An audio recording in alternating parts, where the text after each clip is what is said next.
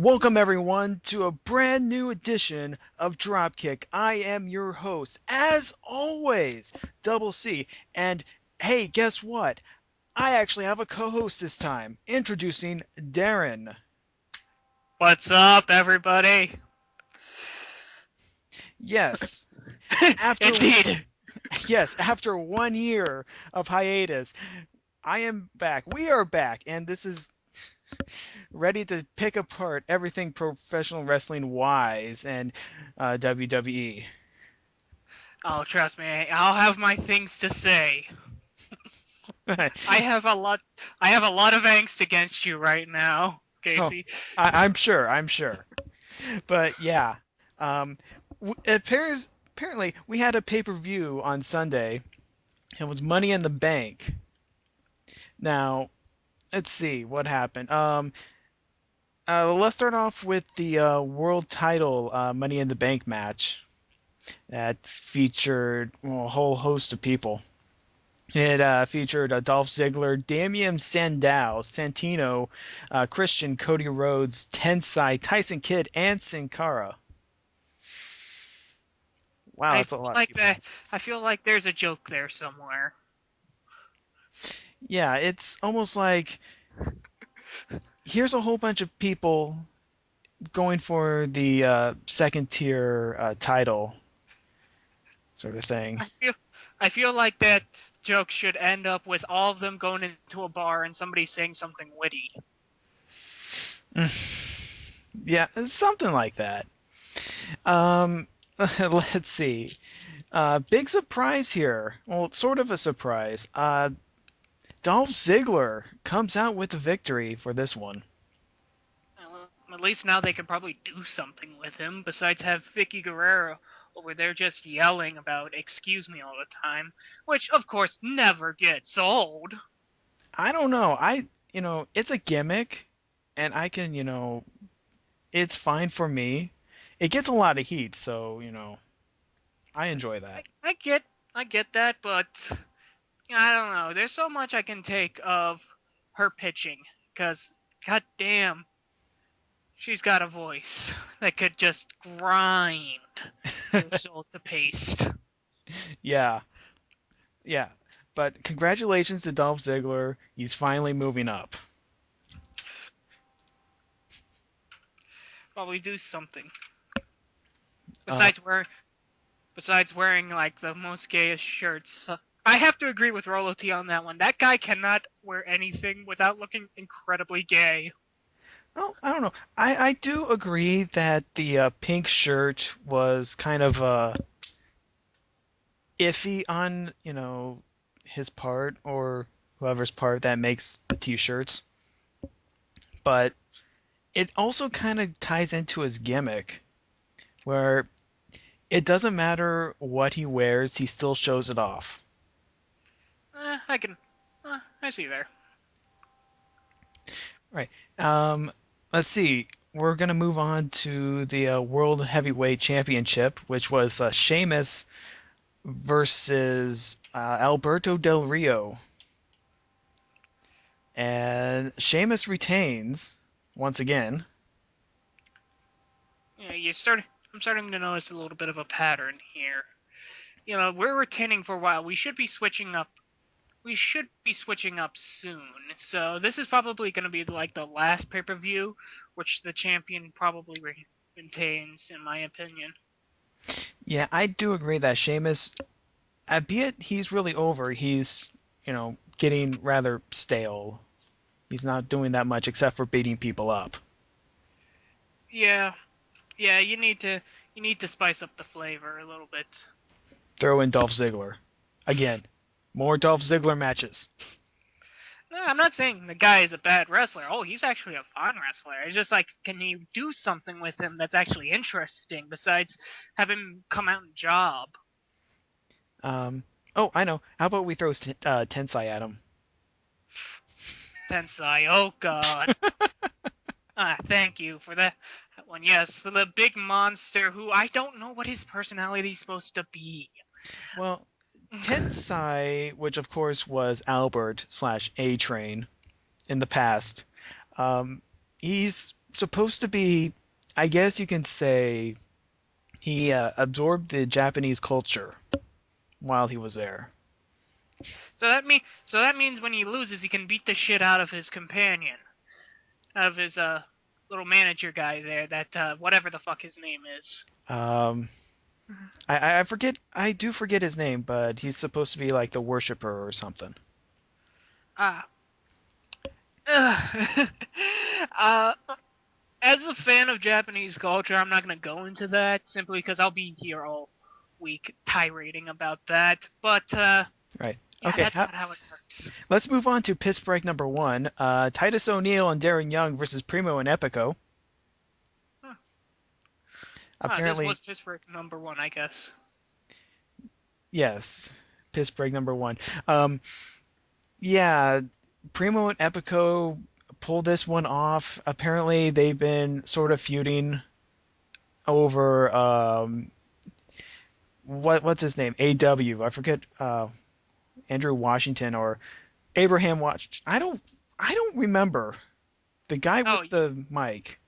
the guy that should never be mic'd again. Oh God, yeah, we'll get into that later. It's like when they mic'd Lay, what is it? Lay Cool, Michelle McCool, and Layla Yeah. at one time. Oh God, my ears bled for 3 hours. Okay. Now we're getting into the real meat of the things. The match that should have ended the night, but didn't, of course. The WWE title match featuring CM Punk and Daniel Bryan with AJ as special guest referee. And from what I heard of this match, they pretty much played it down the middle, where AJ was trying to choose which person she was siding with, but in the end, I think they said that. Well, this is what I heard, that they said pretty much that she sided with nobody and just played it down the middle. Right. Also, apparently, she was injured midway through the match and then came back to finish it up. Which is actually still surprising because, AJ is probably one of the weirdest superstars out there. Not for the sake of her concept, because she's pretty much Miss Elizabeth to Daniel Bryan's Macho Man. Just a little bit more psychotic. But Yes. what the weird thing for me is that she's only like 5'3". She's tiny. I don't know if she's actually 5'3". I think she's more like 5'6". No, she's I 5'3". I really actually she's checked. 5'3". I checked online. She's 5'3". It's tiny. Dear God. But I must say, at least she runs the ropes better than Kelly Kelly. Well, a dead dog can run the ropes better than Kelly Kelly. Yes, we That's not are saying back. much. Oh man, I can't tell you how good this feels. Okay, so okay, let's see. We got a squash match to get through. Ryback versus Tyler Rex and Kurt Hawkins. Now, I'm actually surprised that Tyler Rex and Kurt Hawkins actually have a pay-per-view match. I'm surprised they're still on WWE. I've only seen them a few times on Superstars, but Kurt Hawkins' gimmick is that he's trying to be shit. Who was the manager of the Hardy Boys when they first came out? Michael Hayes. Michael Hayes. He's trying to be a Michael Hayes with the cane. I don't know. I It, dig the cane. I dig the cane. I dig the cane. That's pretty much like a perfect heel thing to do. But Tyler Rex, I don't get this guy. He's just a giant. Like, there's a lot of giants in WWE right now, and they're playing off of heel giants a lot, in my opinion. Like Tensai, The Big Show, Tyler Rex. Right back to a certain degree, though I think he's supposed to be more face. Right. Speaking of Ryback, yeah, that's who they were fighting. Ryback, Goldberg. If you take Goldberg and Rhino, smash them together, you get Ryback. And the guy's got the physique of Goldberg, at least. God damn, that guy's jacked up to nothing. I almost wonder how long he's gonna last with the wellness program. Uh, well, if we're taking the same looks at how Orton and all these other guys who have been just busted with juicing up is going, he's probably going to get kicked out right after they find the needles in his ass. Okay, so Ryback wins this one, obviously, and now we have piss break number two. There's a Divas match. The perfect piss break for any WWE show, not just for pay-per-views. Do we really even need to go into this one? Nah. Okay, I'm sorry. I'm sorry. The Divas matches.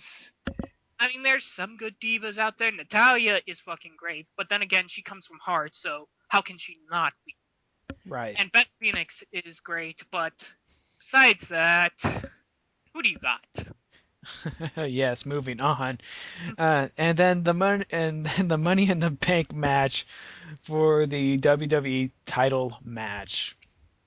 And that featured five, not four, uh, former WWE champions: Kane, Chris Jericho, Big Show, John Cena, and The Miz, who returns from filming another Marine movie. Uh, so that's what he's been up to. Yes, he hasn't just been getting pedigreed by Triple H off camera every single night. Aw, but that's so much more fun. Anyways, uh, Right. uh, Apparently, yeah, go well, ahead. I don't. Sorry about that, but I still don't get the stipulation of like all these guys are former champions and they get now this Money in the Bank shot. I don't like that as much. You know, Money in the Bank always seemed to me. I know like people like Spoonie don't like Money in the Bank for the sake that it cheapens the championship. I don't think so. It gives a chance for like a nobody to get the championship in my eyes. That's how I always have seen it. It's like getting somebody who's never had the championship and then just allowing him to get that one moment of glory. Uh, Right. It's this like it, it's like King of the Ring. Yeah, exactly. This is meant to be the breakout time for like a person, and to have like a champion, former champions, and not only that, the big stars of this show. I mean, let's take a look at what we got here. I mean, everybody has not only been a champion, but are in the top tier of wrestling right now on WWE right now. Yeah. And since it's a John Cena match at the end, of course John Cena has to win it. No, Like, but that weird ass ending. and who didn't see that coming? Uh, I didn't see them breaking. I honestly didn't see them breaking the damn briefcase. I thought they would just have John Cena be Superman and just like punch everybody out. He struggles up the ladder and grabs it and calls it a win. I Yeah, didn't know they would have like Big Show going up there and they're fighting over it and he breaks off the handle and John Cena holds the briefcase so he wins. right. At least it's not like that contract on a pole match a few weeks ago, where basically I was Alberto Del Rio and it was Dolph Ziggler. They were fighting over the contract. They get the contract down. Nobody had possession of the contract. The contract gets flown outside the ring, and Vicky, who was GMing at the time, said, "Okay, well, we're good here." Sheamus comes out and goes, "Fella, you're gonna both face me, fella." I don't know. It's just Mm, one of those weird. I didn't like that. But I did like they were trying to do something different with Vicky and make her more face during that episode. Right, Not besides the screaming siren. right. Yeah, that particular night was actually pretty good. There's though I don't like the idea. Well, I could get into that tangent about how I didn't like the whole idea that everybody thought it was genius, whatever she did. That seemed like a stretch. Well, that Then, was Michael Cole, and he plays the heel. true, true, but then again, there was last week where the anonymous general manager came back and. Okay, well let's talk about last week's Raw before we get into this week's Raw. That so So the anonymous general manager makes his triumphant return, and I Triumph, think I'm gonna let you have this one. triumphant return. I have never liked the anonymous general manager. Why? Because you might as well just make it Vince McMahon. It literally is just like the big shadowy guys in poorly lit rooms of the Avengers. It's like, we don't know who this guy is, but ooh, he has power somehow. And if you, it's literally fridge logic. I'm sitting there and like, okay, so we don't know who this person is. Nobody knows who this person is.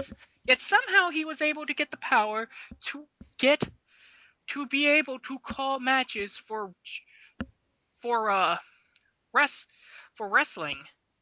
And what pisses me off more about this whole manager stuff is, the whole WrestleMania thing with Jerry Lawler and Michael Cole.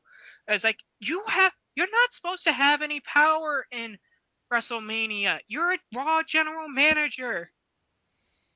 The WrestleMania is a combination. If anybody has the power to call a match, it's Vince in that situation, and you can't do that. I felt that was like cheating to the utmost degree.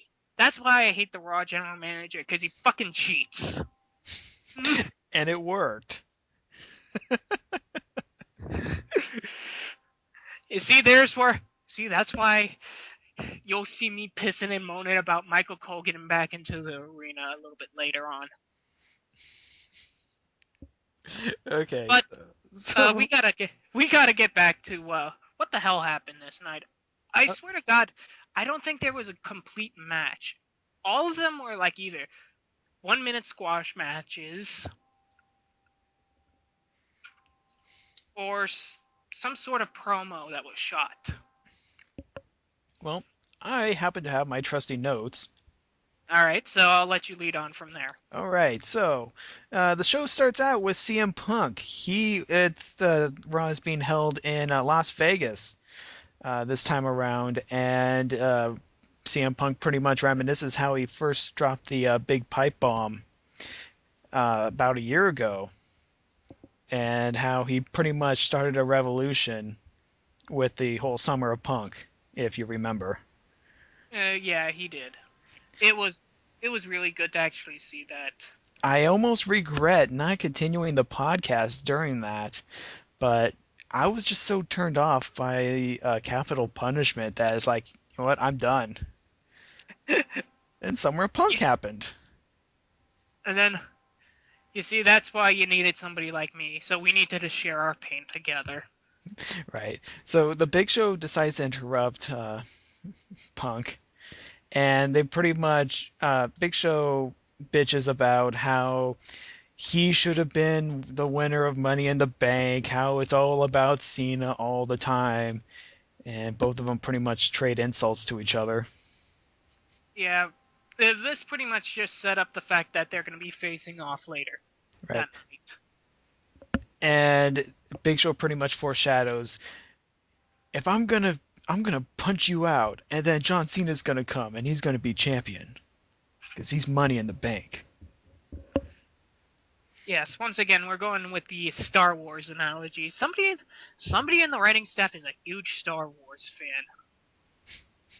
But we do have some matches tonight. Whenever you actually hear this or see this or whatever.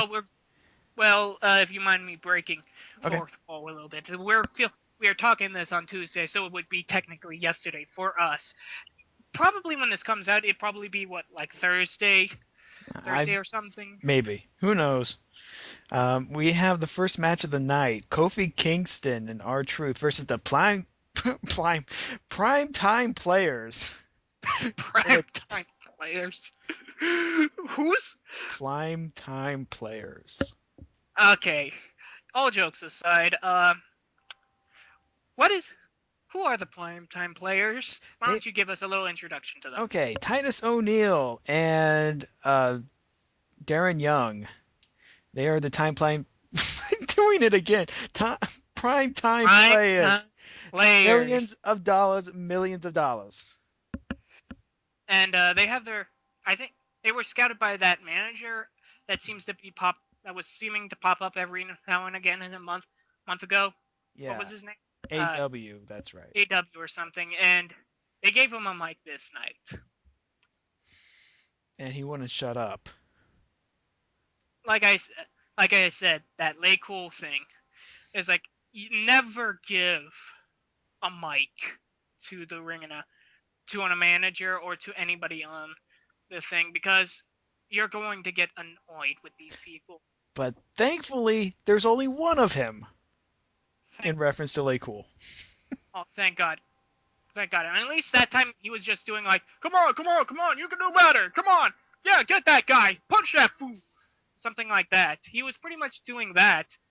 Michelle McCool and Layla were going, oh my God, what's this? And like doing all that Valley Girl stuff that makes me want to punch babies. That's how much I hate that shit. It makes me want to punch babies. Look what you're doing to me, Millie Cool. Hey, hey, but they, but when all was said and done, they were absolutely flawless. I guess. Anyways, about this match. Yeah, the match. I actually did like this match. Yeah, I thought it was okay. Kofi Kingston, while a lot of people have a little hate towards, I like this guy. I'm one of the few people who do love aerialist things. And speaking of aerialists, we'll get on to that later tonight. Oh, yes. Because this is a personal favorite of mine. But I like aerialists. I don't know, it's the flashiness of moves, and Kofi Kingston can pull off aerialistic maneuvers perfectly, in my opinion. He's really good at it. R-Truth is it's very much more ground, but he's still a good wrestler, and he can still deliver. He can still deliver pretty well, even though for a long time he was playing Crazy Man. Oh, he's still playing Crazy Man. Well, he's playing less tone Crazy Man. Like when he first turned heel, he went fucking full blown crazy. Oh, yeah, I covered that. It was the Confederate R-Truth.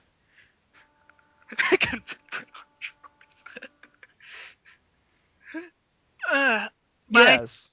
yeah, well, that was the beautiful thing. I think that what they were doing was they were trying to make him like this co-conspirator, this guy that really believed in conspiracies, drove him up the wall. But the fans latched on to the idea of Little Jimmy so much that they loved it, and they decided we can make this into a marketing gimmick. Why don't we just turn him face?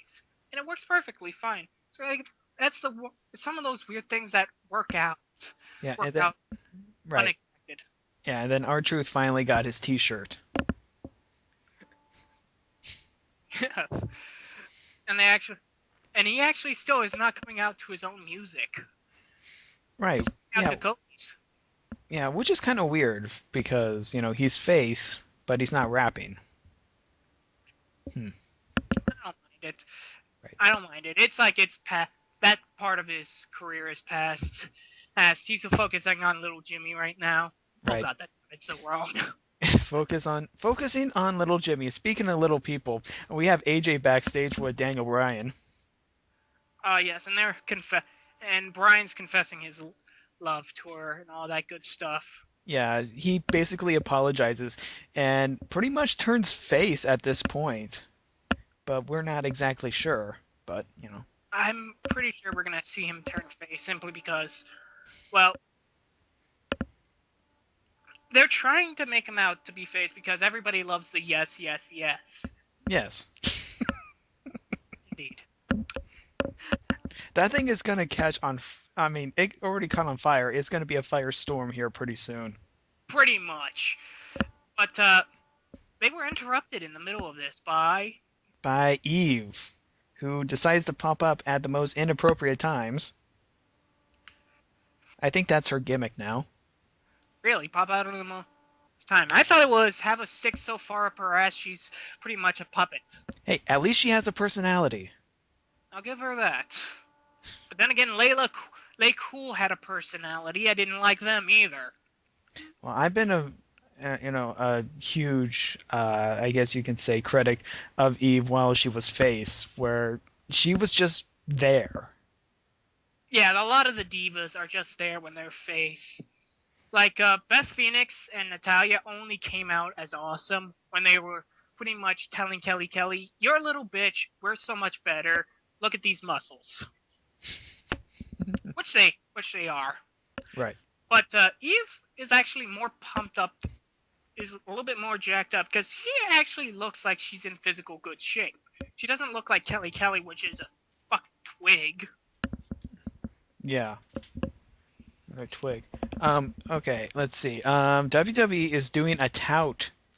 I put down here there's a tout package where they're pretty much doing this whole tout thing. It's like Twitter for video, and apparently they're going to be showcasing uh, responses on TV. So if you want to get on TV, do a tout, I guess. Oh, I can see how wrong that can go. In 15 seconds or less. You can do a lot in 15 seconds, trust me. I can But, shout yes for 15 seconds. Does that count? well, if you want to get on TV, apparently yes. Speaking of people on TV, we have Zack Ryder versus Alberto Del Rio. Oh, this squash match. This was a squash match, you gotta admit that, and I feel bad for Zack Ryder, don't you? Sort of, but hey, he's on Raw.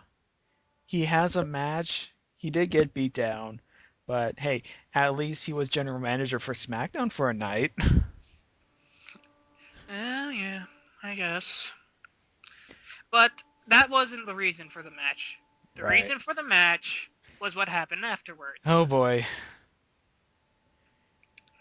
You want to take this one? I've been talking. Yeah, okay, I'll take this one. Rey Mysterio coming back from his 18th knee surgery. I don't know if it's 18. It feels like I think 18 it's knee his, surgeries. I think it was his third knee surgery. Uh, let's see. It's at least his eighth. I know that. Yeah, but I had to. But knowing me, I squeed when Rey Mysterio comes back. And this is for a reason because I used to watch him in WCW when he was Rey Mysterio Jr. And I am a huge fan of the Booyaka Booyaka theme he's coming out to, as well as I just love the guy because he's a small guy like me. And he's able to still be in this arena. Right. But I have to disagree on the joys of Rey Mysterio. To me, he's shown as the ultimate underdog, but underdogs lose all the time. He doesn't. He's not Tommy Dreamer. You know, it's like, oh look, here's Rey Mysterio. He's gonna flip around a couple times and he's gonna win the heavyweight title. It's like, okay, can we get someone else on stage, please? I don't know. That's my opinion. Eh, that's all right. I can agree with that. Yeah. So he pretty much beats up Del Rio in 5 minutes. But yeah, literally, it's like he comes into the ring. Del Rio gets a few punches on him. He gets back up, does his second win thing. Comes out, does a Hurricane Rana on him, and pulls off the 619. And that's pretty much it. Right. So congratulations, he's back, and we'll see how long he lasts. But I do want to see. I want to see Rey Mysterio versus Sin Cara. Everybody wants to see that. I'm surprised they never did that yet. Well, it's kind of hard when Mysterio is out with a knee injury Well, that is true, but and I think contract disputes. I think he has to do this whole Alberto Del Rio angle first before he can do anything else because that's how you always do comebacks. Yeah. Okay, so third match of the night, Heath Slater comes out. He gets on the mic. He talks. And then he gets interrupted by one of my favorite wrestlers of all time, Rikishi. Ah, yes. It's actually that had confused me because he had both of his legs. I thought he had his foot cut off because of diabetes. No, no, it seems in one piece to me. It might be a false foot or something. I don't know. Yeah, But so yeah, Rikishi comes out, does his three moves, but hey, I'm probably one of the biggest Rikishi marks there is, and he's pretty much squashes literally Heath Slater. yeah, pretty much. Gives us the stink face, bonsai drop, Samoan spike, which he's never done, but hey, pay homage. Hmm. And he dances, not as good as he used to, but eh, He's been out of the game for a little while. You yeah, know, he needs Too Cool there too. But in their place, they have the Usos show up. which are his sons. Right. Which is actually cool to see, like a father sons father sons dancing with each other, and that's actually a cool legacy to see. Also, because the fact of like they come from like the descendants of like the awesomeness. Oh man, I just had a weird thought. What if Dusty Rhodes, Goldust, and Cody Rhodes go into the ring and then they start dancing? I think then the world would implode by what the fuckery. Uh, right. But then again, Dusty Rhodes was never known for his dancing. It was for his batshit insanity. Oh yeah, well he did his fair share of dancing too. Sure. Uh, okay, fourth match. We have Daniel Bryan with AJ versus even mystery opponent Miz. Once again, pulling out the edge jacket there. Eh, well, this is my first time seeing the Miz back since I didn't technically see him on Money in the Bank. Uh-oh. Um, I gotta say, the Miz seems well older. He hasn't been gone for that long. It's probably because his hair's slicked back. He's grown a little bit of a facial hair. A lot of the time, the Miz was a lot of had a very baby face, and I don't mean like in the face heel thing. I mean he literally has a baby face. Right. And I kind of miss the faux hawk. Yeah, miss the full. I Yeah, I miss the faux hawk. don't know. He actually looked pretty cool in the jacket with the slick back and the small stubble, in my opinion. So the story of this match was that well, there wasn't really that much of a match, but AJ picks up the victory. By some tomfoolery by Daniel Bryan and Miz. Yes, and then Daniel Bryan proceeds to well propose to AJ with a ring this time, Yeah, and yes, yes, yes.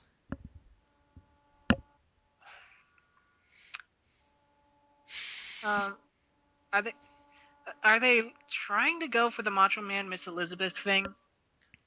I don't think so because this having a wedding in the ring, is actually pretty common. I've seen quite a few of them the from Edge and Vicky to Edge and Lita to Kane and Lita to Billy and Chuck. So this is gonna keep together how long?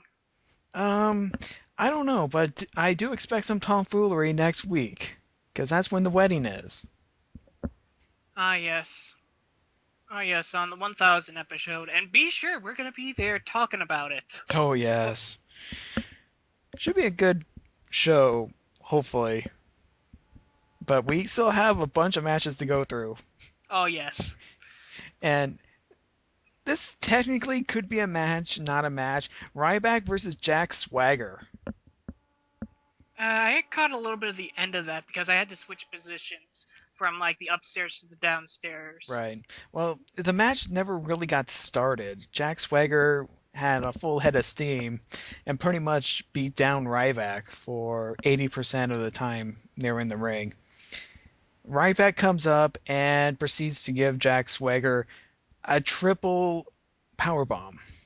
I haven't seen those in a while. That's such Brock Lesnar. Yeah, those have been. That's been a while coming out, so it's nice to see that. Nice to see them pull off something old like that. Yeah, and the thing is that Swagger, he's a big guy. Well, Ryback's a big guy as well. Yeah, and even doing that, it's just wow. Uh, Well, It he I sure he didn't get all the way up, but it was still impressive. like I said, these guys. Well, you get two big guys together, they probably can pull it off. It's a little bit harder when you try to get somebody a little bit smaller or bigger to do it on intertwined. But I think these guys did actually a pretty good job pulling it off. Though you could tell when he was grabbing the wrists for the help Right. up, Yeah. breaking it a little bit there. But then again, that's how the move's done. Yeah, that it's a little bit more obvious, but eh. So after that, we got a segment with Dolph Ziggler since he won the SmackDown Money in the Bank. He says that he's going to be the best World Heavyweight Champion of all time, and that's when Jericho shows up. Now, I want to stop you right here before we get into anything else about this. Did you notice that he had his hair in a ponytail? Ziggler? Yeah, Yes. He does I that when could. he's not wrestling. I don't get that. I mean, sure, he doesn't have that much hair to actually do that, but, It looks. It looks utterly ridiculous, in my opinion. well, I guess. I don't know. It's pretty much like a Mr. Perfect sort of thing. I guess. So, Jericho interrupts Dolph Ziggler and says nothing, while Ziggler proceeds to belittle Jericho, saying that he's washed up, he's a has-been. He does nothing but lose. And what does he do? Code breaks his ass. Without saying a word. And that's because Jericho can do that, because he's awesome. Right, because he could have came out and says, "Do everyone else a favor and shut the hell up," and do his other catchphrases. But no, he just sat there. It's like, okay, okay, Codebreaker, okay. And it's sort of like, it reminds me sort of that one time when, I think it was when Mick Foley was doing John Cena's This Is Your Life, and then The Rock comes out, pimps, pretty much just rock bottoms him and then walks back in. It's sort of was sort of like that, just a little bit elongated, Yeah. which was the most hilarious thing about that episode. Yeah, save us, Rock, please. And then he just comes out and fucking not saying a goddamn word.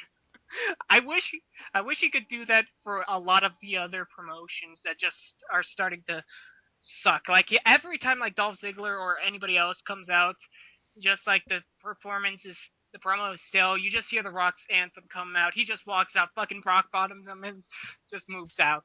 Hmm. Just pimps out there, like you do, like a boss. Like a boss. Okay. Speaking of big people that could be considered a boss, I don't from a video game. Brodus Clay. The fuck See, is I'm trying to do transitions here. We're real hi? professional. Brodus Clay versus JTG. Once again, another squash match. I But was surprised that he still had a job. JTG, Yeah. I'm surprised he still hasn't got. He's still going with a different look than his old one, which is, the baggy jeans with one leg curled up. And now it's like describe his gimmick now. He's still that Boye gangster urban, but he's pretty much. But the outfit doesn't convey that. conveys more professional wrestler foyer urban. Sort of faux, sort of fake in a way, I would say. Yeah, I don't get it at all. Don't ask me about it. I'm not the one who makes these outfits. Right. Okay. Well, Brodus Clay eventually squashes. It takes forever, but eventually he squashes. Well, I guess that's the one good thing about this match is that it wasn't an immediate squash. I guess, but I think it drug out a little bit too long. Yeah, you could say that. Okay, well, main event time. CM Punk versus The Big Show. This was actually really good for what it was. I didn't like the ending, but we're gonna get to that. Right. Now the Big Show doesn't, put on a great match all the time, but Punk really he makes him look good. Let's put it that way. Well, that's the that's another reason why I like people like Chris Jericho and Rey Mysterio is because even even if it's like a lousy guy who can't do as well as anybody else, they can still make him look great. Yeah, I was surprised that Punk could actually kick that high because there was a Yeah. point in the match that Big Show is like standing straight up and down, and then Punk just goes bam, kick to the face. Oh yes.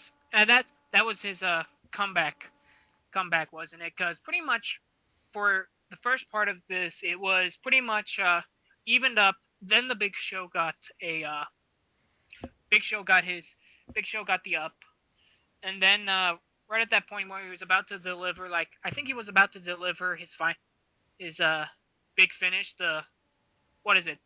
Forget what his W WMD. his that WMD punch. Yeah, but for some reason, Michael Cole keeps on calling it the KO punch. Either way, it's pretty much the same thing. Yeah, it is the same thing. I think they may be changing the name here pretty soon. It makes sense. So, Big Show gets out of control and forces a DQ. He shoves a referee, but he has ironclad contracts, so he can do what he wants. Shoves a referee, DQs. Big Show continues to beat up Punk when the knight in green armor shows up. Let's be honest. He's not a knight. He's a fucking paladin. Oh, yeah. So, yeah, John Cena, Appledo, shows up with the briefcase. He looks like he's going to cash it. The ref thinks he's going to cash it. Big Show thinks he's going to cash it. Big Show gets on the mic, says, "Go ahead, cash it in. Become and what you hate." the entire time I was going, yes, yes, good, good. Come to the dark side. I've been saying that since January. I love I love doing that. Every time they come out with like a heel guy and then you think John Cena's gonna turn heel, he's he is literally that he is fucking Luke Skywalker right now. He's literally that he does that every freaking time. Yeah. John Cena gets the mic and he says, "I could do this, but I'm not going to. I'm going to do it next week." So we got a championship match next week. I think they're gonna turn over the belt to Cena. Maybe. Um, yeah, there's a couple ways this could turn out. By the way, that's how the night ends. But for next week's Raw, um, The Rock has said that he wants to be WWE champion again. Now, we can do this a couple different ways for SummerSlam. We can have a rematch versus John Cena. Which I don't look forward to, simply because, I it was good once, but you don't want to. It's like the Rock Hogan thing. You only want to see that once Yeah. because if you do it more than once, it kind of devalues the moment. And then or we could have The Rock versus CM Punk. which I'm actually looking forward to more because both are good wrestlers, and they could pull off some good shit. Right. I'm also pointing toward how Punk pretty much, insulted The Rock, calling him Dwayne all the time throughout, his contract negotiations, and how that could be that. I think that would be interesting to see those two in a promo battle. Oh yeah, that's gonna be great. Simply because, well, a you got The Rock, who is a promo god. The man can cut no wrong promos. Even the worst of his promos are good. Yeah. And then you have CM Punk. Who is a great promo guy. I I mean, Yeah, it's like I point out to his promo with Kevin Nash, where Punk goes, "I just got a text from my sister. It says, OMG, Kevin Nash is on TV. Thought he was dead. LOL."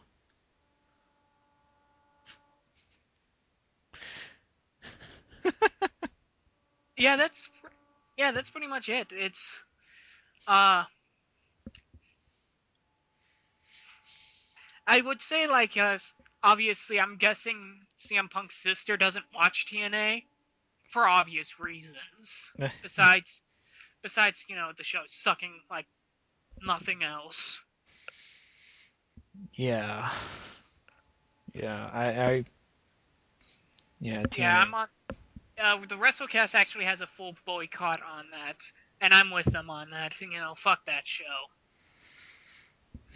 Oh, one time I did a April Fool's episode of Dropkick where I woke up as with a bottle of tequila and the TNA notes.